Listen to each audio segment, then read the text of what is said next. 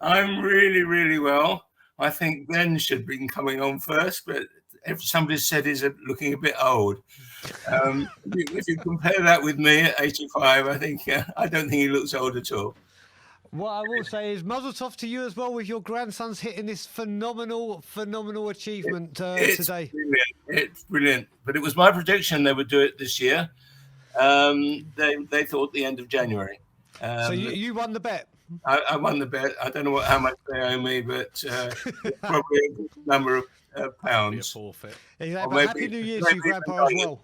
Happy New Year to you. Thank you, and to all of you, and to all the 100,000 that are watching us. Exactly. So, what were your thoughts, Grandpa, on the game? I thought it was on our part. It was pretty mediocre. I thought we haven't got the ability to get around these big guys. We've got the small guys there, and Mora and Son. They should have been getting around them, and they should have been taking more risks. They weren't. They were trying to hit from a long way, and they weren't getting into the right place. I thought when it was only for a little while, but when Brian Gill came on, that made a bit of difference because he does get around them, and he does move, and he does take risks, and I thought that made a difference. For me, the man of the match had to be Kane. I thought he created lots of chances. He missed as well, but he created chances, and he was really playing better than most. Yep. I liked Holbier as well. I thought Holbier played well, and Royale played pretty good as well. But I think Kane really takes that particular win. I think against when we played against Liverpool, we had so many more chances than we had this time. Sorry, my wife's just arrived home. On the line, Jack. Okay. That was my view. I thought that's what I was going to say. Was against Liverpool, I think the whole team played well. Yep. This time, the whole team played mediocre. No, you're right. I mean, you mentioned Emerson Royale. That he had a hell of a lot on the ball in the first half again, didn't he? But I feel his final delivery needs work again, doesn't it? Crystal Palace, it improved, and today it looked a little bit off key again, didn't it? Yeah. But look, let's just go on the positives. We won, yes. And we've either won or drawn with every game that Conte's been there. And he's got a big fight now to come off with 2 games against Chelsea. That'll be interesting. So, we do seem to do better against better teams. Well, that's true. I mean, we were very hard to break them down. But I was saying to Phil just before we came on the instant reaction, Grandpa, do you reckon the Spurs players get more confidence from grounding out a 1-0 last-minute victory as opposed to like a comfortable 3-4-0 win going into the Chelsea game? I think that I would put it this way. I think they learn more from that the 1-0 at the last minute. I think they're learning all the time. And I think the thing about Conte, he learns as well all the time. He learns how they should be played. So I think when they have a badish experience like today, they will learn a lot. And you'll see Conte build a different sort of attack when we play another team which has got such a good defence. Yeah, also what I'm finding very, very refreshing is obviously Conte is using his substitutions well, isn't he? We've had managers before where it's been very reactive as opposed to proactive, but Conte has kind of rewrote the record books with this, hasn't he? Yeah, and he doesn't overdo it. He doesn't bring them on too early. He's getting the teams to work as a team all the time, and I think he's really, really good from that point of view. Did you agree with the substitutions that he made today? Yeah, I would have brought Brian Gill on before I would have brought Conte on. Conte come on. I'd love Conte to come on. That would be a boss in the midfield. The Celso? Yeah, the Celso. I mean, I'd like to have seen Celso start, in fact. But I thought it was pretty obvious to me that they needed somebody like Gill that was going to move in front and get round people and take chances and take risks. And I think he's a guy to really watch for us. I think he's gonna be the first team player before very long. And you reckon as well, Grandpa, with Ndombele not even getting one of those 3 substitutes, do you reckon this may be an indication with him and Ali that they may be looking to get them out the door? I get that feeling. I mean, he's given Ali some good opportunities, and he hasn't really made it. I don't think so. And I think he probably can still get a reasonable sum of money for him. So I would go. And of course, Ndombele was a good big price, wasn't it? We paid for him. Correct. He's an enigma because he does some absolute magic sometimes, and other times he does some diabolical things. And I think Conte will go for somebody that is more steady, more reliable, rather than somebody that's up 1 minute and down another minute. I think what he needs is, what he'll work for is something that continually is good. And, always, like everything else, just build on the positives and not go with the negatives. And he's got negatives there. Let's get them out and get more positive people in. I think you're right there. I think when he was talking about Harry Winks, Conte said he's a player that you can trust. Yes. And that for me speaks absolute volumes. I think it clearly shows over the last few games that was calling out for an Ndombele that he doesn't trust him, and if you don't trust somebody, he's not going to get a look in. So I think you're right. I think that kind of spells the end for Tanguy. So I think that I mean he's a young guy. I don't know about him, but you're telling me Ndombele, you've not mean Tandanga. Sorry, Ndombele, yeah. Yeah, I think you're right. I think it's a shame though, because he's got such magic in his legs. But you don't know yet that whether Conte can't get him on board, but he will know. And I think the one person I trust at the moment is Conte.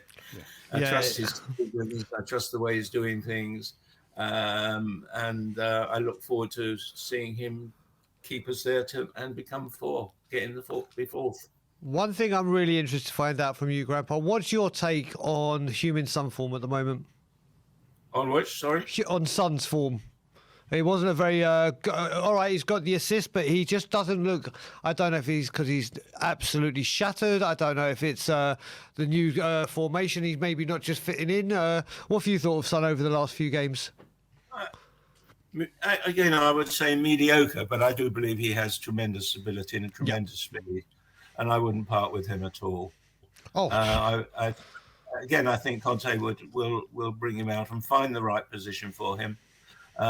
But his position actually moves with Kane. Wherever Kane is, then that's where Son's going to be on his left, because they've got to know each other so well. And he made some good tries. What was disappointing, there was some very good crosses came through, and they weren't getting them. Yeah.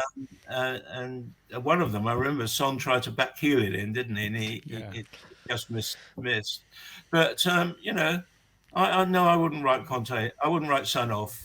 I would. Anyway, as I said, I would trust Conte. If Conte thinks he's a write-off, I'd agree with him. Of course. I mean, I think what we need to do, I think it just goes to show how much we need an added attacker in the transfer window. Just if Son does need a rest, he's not a machine, neither is Kane, that there is someone they can say, OK, do you know what? It's a game where you can have a rest, because he needs it. Son and Kane, if they're fit, they play. Yeah. Well, Brian Gill can be a replacement for Son. Very true. I think, but we don't really have a replacement for Kane. Yet. I'm hoping. This is me, Grandpa. This is me saying yet. I'm hoping that we get the player in. I'm hoping we get the striker in. Do you reckon we're going to have a good window?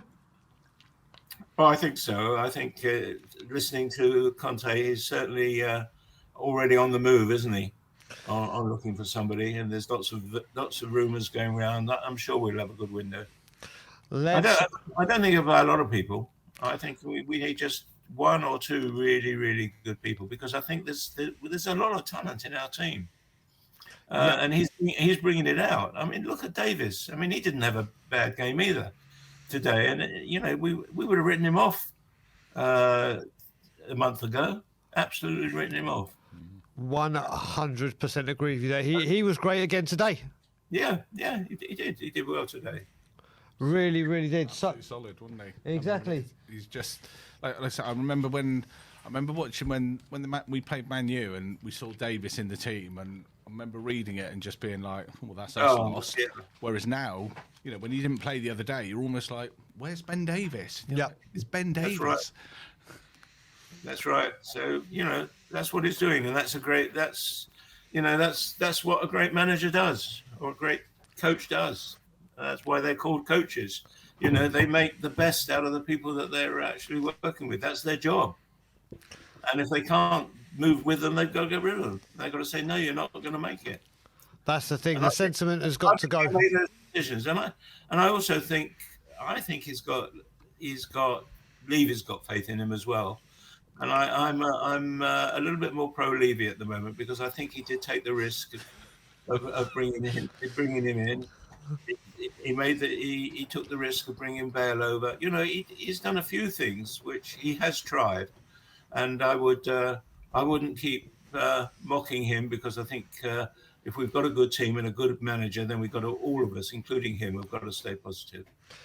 Let's hope we can stay positive. I mean, obviously, I think Grandpa, my Levy views are slightly different, just ever so slightly different. But what we're doing, Grandpa, obviously, hopefully I'll get to see you again before I go back. If not, be better. We're going to sort something out that we meet up. But we'll go out for coffee or something. 1 billion%. And one thing we're doing today, before we get the next people on, we're going to be asking everyone for their favourite We Are Tottenham TV moment from when the boys took over to the 100,000 mark. Now, obviously, you are the number one person to ask. The number two person to ask will be coming on after you, but you've been there, obviously, from the very, very start. So what has been your highlight moment? I don't know. The highlight moment is today. There you go. To actually get to 100,000 in what I think it's 3 years. Yeah, they've done. I think it is about that. They have been. And I think that is really exciting. And I think the whole highlight to me is to see two of my grandsons actually develop a program with creativity, interest, and clean. Yep. If you know what I mean when I say clean. Yep. And I think they've done a fantastic job. So my highlight is the whole thing, that what they've done. There's no particular moment that I particularly would bring out because it's been so good all the way through. I just love it. It's changed my life. Do you know what? It's spoken like a true grandpa. Spoken like a true grandpa. Every single moment of it. I think you're right, Grandpa. But as we said, Grandpa, I will see you very, very soon. I really look forward to it. Honestly, I love spending time with you. You're a fantastic guy. And I look forward to making that happen very, very soon. Okay, Brian, and me. Take care, buddy. All right. Good to speak to you.